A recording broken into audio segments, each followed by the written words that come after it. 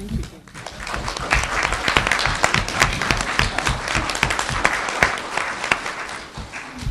I just wanted to start by thanking Pat Saunders for the invitation to come down to Miami for this wonderful occasion in honor of Sandra Paquet. I first met Sandra in the 1980s when I was a graduate student in folklore at Penn. She served on my dissertation committee and provided wonderful inspiration, encouragement, and advice. And then I reconnected with her in the mid-1990s when I moved to Miami to work at the Historical Museum of Southern Florida. And I got to work together not only with Sandra, but with Pat and several other people in this room and organizing a couple of wonderful conferences. So it's great to be back in Miami and to see everyone again. Sandra did many great things when she was here at UM. She's still here at UM, but before she retired. But one of the most important is clearly the Caribbean Writers Summer Institute. I arrived sort of in the middle of that. I didn't participate in the institute, but luckily there were public sessions where those of us who were in the public could come. And she did that every year from 1991 to 1996. It brought together a wonderful array of writers at various points in their careers.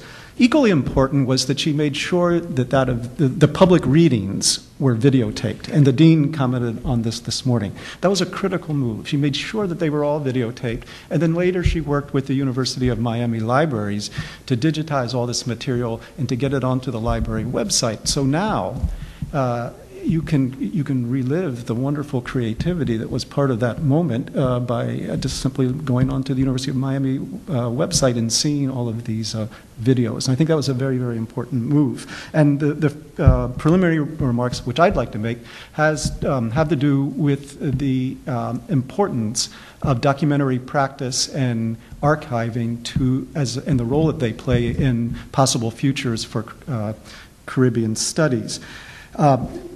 George Lamming and Donette Francis talked about archives a little earlier today, so I just wanted to build on that a bit. When thinking about documentary practice and archives, there are at least three things to keep in mind. The first question is what actually gets documented. So if we're talking about the vast realm of Caribbean artistic creativity, what art forms actually get documented? If you think about it, not everything gets the equal amount of attention. Some things get lots of documentation, some things very, very little. So that's the first important question.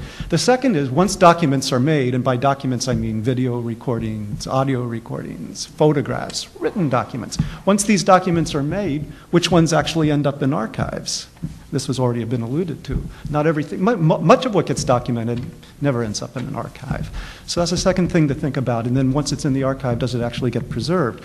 And then the third crucial question is who actually has access to and uses archives? This is very important too. How central is an archive to the life of a community or to society? How central is it to critical thought within a society? So those three things to keep in mind. Anyways, I wanted to think in very practical terms about documentary practice and archiving, so I thought the best way to do that was to give three quick examples of documentary work. My examples are all from Trinidad, simply because that's the part of the Caribbean that I visit most frequently, but these, one could find examples from anywhere else in the Caribbean. My first example of documentary work is the Banyan video team, which has been spearheaded by Christopher Laird in Trinidad since the 1970s. Many other people besides Chris have been involved. It's a whole team of individuals. And over the last few decades, they have carried out documentary video projects throughout Trinidad and throughout the Caribbean and have documented all manner of artistic creativity. Orisha rituals in Trinidad, the Paquet Festival in Guyana, Jun Canoe in Belize and the Bahamas, La Marguerite and La Rose performances in St. Lucia, Amerindian traditions in Dominica, and much, much, much, much more. Countless performances across the region. They've also shot video recordings of interviews with many, many, many artists and other figures, George Lamming, C.L.R. James, Calypsonians like Roaring Lion, filmmakers like the Ouzam Pouchet from Martinique, all sorts of visual artists, Carlisle Chang, many, many people have been videotaped by Banyan. And all of this material now exists in an archive in Port of Spain, about 3,000 recordings. Tremendously important to Caribbean heritage. And fortunately, Chris Laird and the others at Banyan have been working with UWI St. Augustine and with York University in the UK to start to digitize this collection. And in the so that's going on now. They're just really getting started with that. It's a huge project. But in the meantime, one can see some of this material on the Banyan website. And equally important, you can see some of it on their sister television station, Gael, the channel. Those of you who spend time in Trinidad know this channel. Gael, the channel, is immensely important because it's completely 100% devoted to Caribbean programming. So it's very, very critical in terms of the dissemination of local perspectives and public debate within Trinidad and beyond. Okay, so my second example of documentary practice is the work of Kim Johnson. Many of you know Kim. He was a journalist with the Trinidad Express for many years. He then was a writer and editor with the Trinidad Guardian. He's now a research fellow at University of Trinidad and Tobago. Kim has carried out several large-scale documentary projects within Trinidad on the history of the country. The largest project that he's undertaken involves the history of steel bands. And what he decided to really focus on a few years ago was collecting photographs. Now, those of us who were involved in steel band research back in the 1980s had very few, relatively few photographs to work with. We knew that there was no archive. There certainly was no archive of photographs anywhere related to steel band history. You know, you find a few here, a few there. Kim systematically set out to collect steel band images, and he collected thousands. And people had no idea that these were actually in people's homes. Thousands and thousands of images of this particular artistic movement. He would go around to people's homes, penmen, other people. He'd show up with a scanner because he knew people wouldn't lend their valuable photos. So he'd show up with a scanner. So he would scan hundreds upon hundreds, and he now has thousands of them. And so it's created this entire visual record of a part of Caribbean history that, that did not exist before. We now can see what these material environments looked like, how people dressed, the material culture of this whole movement. And of course, while he was scanning people's photographs, they would talk about these photographs. It elicited memories. So all of this oral history came forward. He was already doing that, but much, much more came forward through collecting photographs. And all of this, has ended up in various ways. There was an exhibition at the National Museum in Trinidad last year. He has a book coming out. It may be published. It could have been published in the last couple of days. It's due out any day now, which interweaves images and oral history. I believe it's now titled The Illustrated Story of Pan. And Kim's now working on what's called a virtual museum of Trinidad and Tobago, which will include this material and many, many other collections.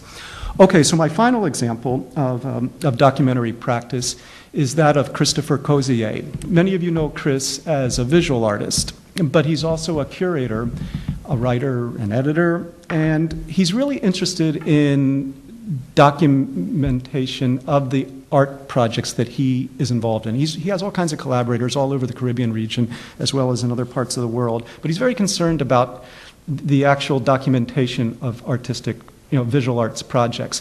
And he conceptualizes documentation as sort of an extension of the visual arts project itself. In other words, he sees documentary practice as a kind of a way of exploring issues of representation and communication. So let me give you an example.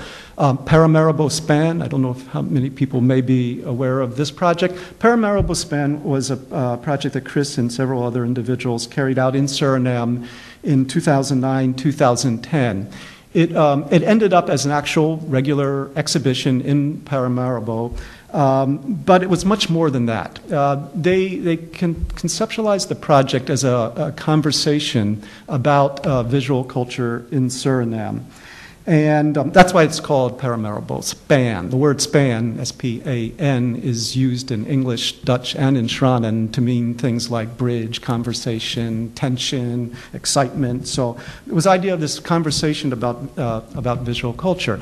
But while this whole project was evolving, involving, many, many artists in Suriname were involved, while this was happening, they decided to have a multimedia weblog, online multimedia weblog, where the artists and curators and critics and people would post works and notes, works in progress. So people would post videos or photographs or just jot down ideas.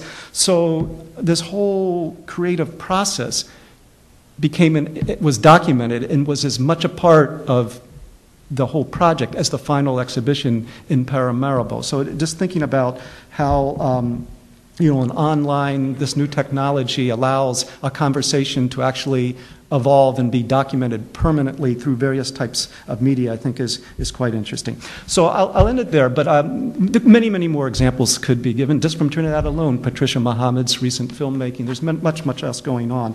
But I think all of these kinds of projects suggest various ways of producing and sharing knowledge about the Caribbean region and point towards some possible futures of Caribbean studies.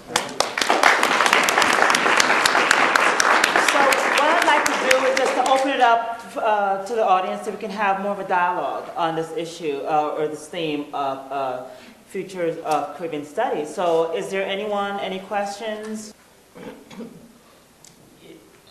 Yes? I wanted to ask whether the panelists would comment on or whether they're aware of any innovations in the sense that you can address it, the present future of Caribbean studies in the academy and the present future of Caribbean studies outside the academy. And what George Lamming just mentioned, obviously, is one method of bridging that gap. Would the panel care to comment on some other possibilities or some innovative activities going on in that realm?